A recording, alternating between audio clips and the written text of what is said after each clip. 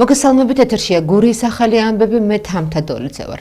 პატრიარქთან გამოსამშვიდობებლად წვიმის მიუხედავად ათასობით ადამიანი სამების რიგში ისევ დგას. დღეს ქვეყანაში გლოვის მეოთხე დღეა. ეკლესიის კარი 24 საათის განმავლობაში ღიაა. მოქალაქეებს შესაძლებლობა აქვთ უკანასკნელად პატივი მიაგონ უწმინდესის ხსოვნას. იმ ადამიანისას, რომელიც 10 წლეულების განმავლობაში ერის ერთიანობის და სულიერი სიმტკიცის სიმბოლო იყო. მისმა უწმინდესობამ დათესა დიდი სიყვარული. ეს არ არის უბრალოდ მარტივად მისგან მოპოვებული. 59 წლის განმავლობაში ის ყოველთვის ხალხს უჩვენებდა რა იყო ღვთის სიყვარული, რა იყო ღვთის მადლი და წყალობა. მან გაავნულო ძალიან დიდი რთული გზა, რომელი გზაც იყო ეკლიანი გზა და ეს არ აგრძნობინა არც ერთ მის სულიერ შულს. მარტო მან იტვირთა ეს ყოველივე და აი ამით არის დიდი ჩვენი პატრიარქი ზუსტად გაიარა ის გოლგოთას გზა, რაც უფალმა გაიარა და ზუსტად აი ამით დაამტკიცა ჩვენმა უწმინდესმა, რამდენად დიდია სიყვარული უფლისა და რამდენად დიდი იყო სიყვარული მისი ქართველი ერის მიმართ.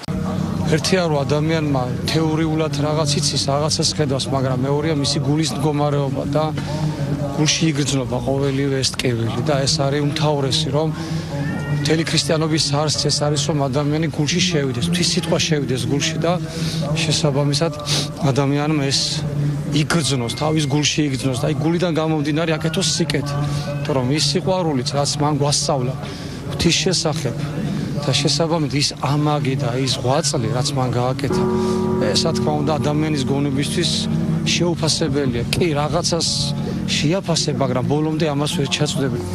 ძიმიერი დღეები, მაგრამ ამავე დროს იმედი ცალსე თვითონ პატრიარქმა დაგვიბარა, ზიანი ღამე მისი გამონათქვამია და მისი დანატოვარია იმედი და სიყვარული ქვეყნის, სიყვარული ერთმანეთის. ძალიან დიდი ემოციების ქვეშ ვარ ეს დღეებია და მართლაც აქაც ვიმეორებ, რომ მეგონა რომ სულ იქნებოდა ჩვენი პატრიარქი ჩვენს გვერდით, მაგრამ ჯერა რომ იმ ქვეყნიდან დალოცავს საქართველოს, ისე როგორც აქამდე ლოცავდა. ილია მეორესთვის პატივის მისაგებად სამების ტაძარში დილიდან სამხედრო მოსამსახურეებიც მივიდნენ. მათთან ერთად იმყოფებოდნენ თავდაცვის მინისტრი, თავდაცვის ძალების მეთაური, გენერალური შტაბის, ეროვნული თავდაცვის აკადემიისა და კადეტთა სამხედრო ლიცეუმის წარმომადგენლები.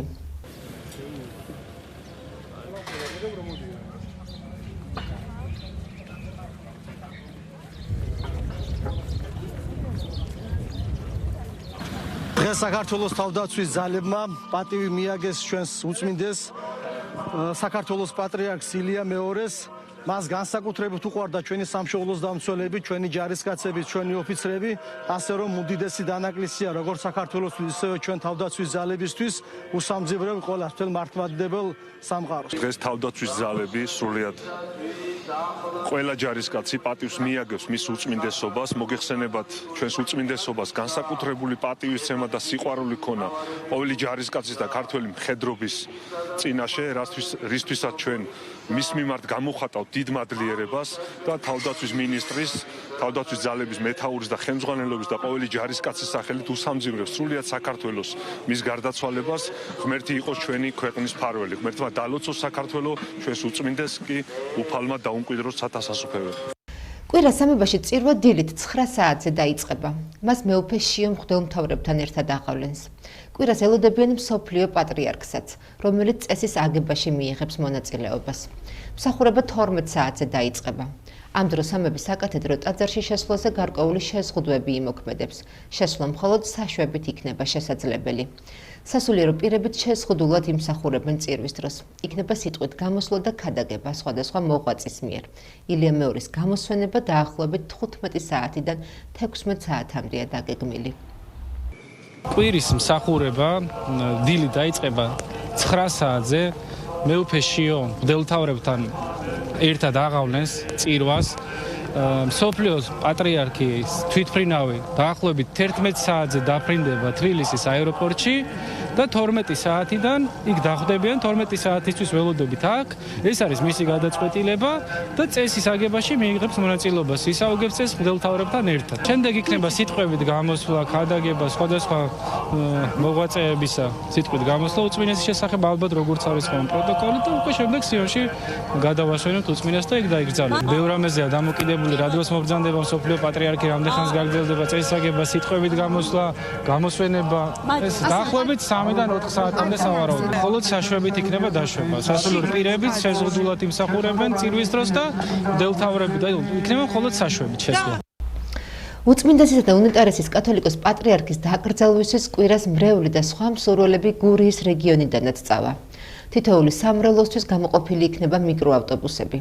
ამის შესახებ გურია ტივის ეთერში დეკანოზმა ბასილ გოგოტიშვილმა, შემოქმედის ეპარქიის პრეს-მდივანმა ისაუბრა. ორგანიზებულად არის ეს მთავრობასთან შეთანხმებით ადგილობრივი მთავარი მუნიციპალიტეტი დაგვიკავშირდა ჩვენ მრევლისთვის და მსურველთათვის, არა მხოლოდ მრევლისთვის, მსურველთათვის რომ ორგანიზებაში ჩართულიყავით წასვლასთან დაკავშირებით და დაენიშნა ყველა სამრევლოს ერთი ტრანსპორტი, სამარშრუტო ტაქსი, იმის საჭიროების მიხედვით ზოგს 2, ზოგს მეტი და შაბათს დილიდან კვირასაც ეს 2 დღე უფასოდ ტრანსპორტით გადაადგილდებიან სამძიმრისთვის ჩვენი ეპარქიის მრევლი და მოსახლეობაც, ვისაც სურვილი ექნება. დეკანოზმა კიდევ ერთხელ გაიხსენა პატრიარქის მოღვაწეობის მნიშვნელოვანი დეტალები და გურიასთან მის დამოკიდებულებებზეც გაამახვილა ყურადღება. როდესაც ის გამორჩეული იქნა ეპისკოპოსად და აკურთხეს როგორც ეპისკოპოსი ან მღვდელმთავარი, ის იწოდებოდა ბათუმის შემოქმედელ ეპისკოპოსად. ანუ იმ დროისთვის ბათუმის და შემოქმედის ეპარქია იყვნენ გაერთიანებული. შემდეგ 1995 წელს დაბრუნდა შემოქმედის ეპარქია თავის ძველ ტიტულში, აღდგა ისევ რომ ცალ-ცალკე გამოიყო, მაგრამ იმ დროს ერთად იყო და სწორედ პირველი ეპისკოპოსი, როდესაც გახდა მისი უწმინდესობა, იყო ბათუმის შემოქმედელის ეპისკოპოსი და ის დანანებით იხსენებდა ასეთ ამბავს, რომ იმ დროს, როცა ჩამობრძანდა 61 წელს ბათუმში და ბათუმიდან შემდეგ შემოქმედის მონასტერში, ის ბრძანებდა, რომ მას აქ არ დახვედრია არავინ, ანუ არ იყო აქ არც სასულიერო პირი იყო, რეჟიმი ძალიან მძიმე იყო, ვიცით ათეისტური ეპოქა და ტაძარი იყო დაკეტილი. და შემდეგ წლების შემდეგ ის რამოდენიმეჯერ ესტუმრა შემოქმედის მონასტერს უშუალოდ და ეპარქიასაც. ის ბოლოს ბრძანდებოდა 2014 წელს, აი ეკადიის წმინდა გიორგის ტაძარს. მანამდეც 2010 წელს ბრძანდებოდა უწმინდესის ჩამობრძანებული, როდესაც ექვთიმე თაყაიშვილი წმინდა ექვთიმე სახმზოვი იხსნებოდა და შაშინ ესტუმრა შემოქმედის მონასტერსაც, აჭის მონასტერშიც ბრძანდებოდა. მანამდე ბრძანდებოდა, როდესაც საკადრო ტაძარი აიხსნა უზურგეთის ღვთისმშობლის მიძინების, ის ბრძანდებოდა ჩოხატაურში ტაძრის გახსნის დროს, საკადრო ტაძრის 2000 წელში თვითონ ჩამობრძანდა და დაეწრო ტაძრის კურთხევას, მან აკურთხა ვაკიჯვრის ჯვართამაღლების ტაძარი და აი ბევრი ვიზიტი შეგვიძლია გავუსვენოთ, რაც ამ ეპარქიაში მის უწმინდესობას უკავშირდება.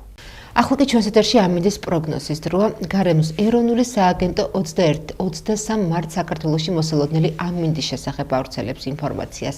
მათივე ცნობით, უახლოეს დღეებში საქართველოში შენარჩუნებული იქნება დროგამოშვებით ნალექიანი ამინდი.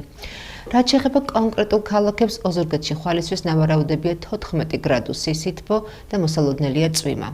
რაც შეეხება ლანჩხუთს, აქ სინოპტიკოსები ვარაუდობენ ღრუბლიან ამინდს და 18 გრადუს ტემპერატურას. ჩოხატაურშიც ნავარაუდებია ღრუბელი, ტემპერატურა 17 გრადუსი. რაც შეეხება სანაპირო ზოლს, დაბა ურეგში ტემპერატურა იქნება 13 გრადუსი. ხოლო ბახმაროში ტემპერატურა კვლავ დაბალი იქნება და ის 9 გრადუსს შეადგენს.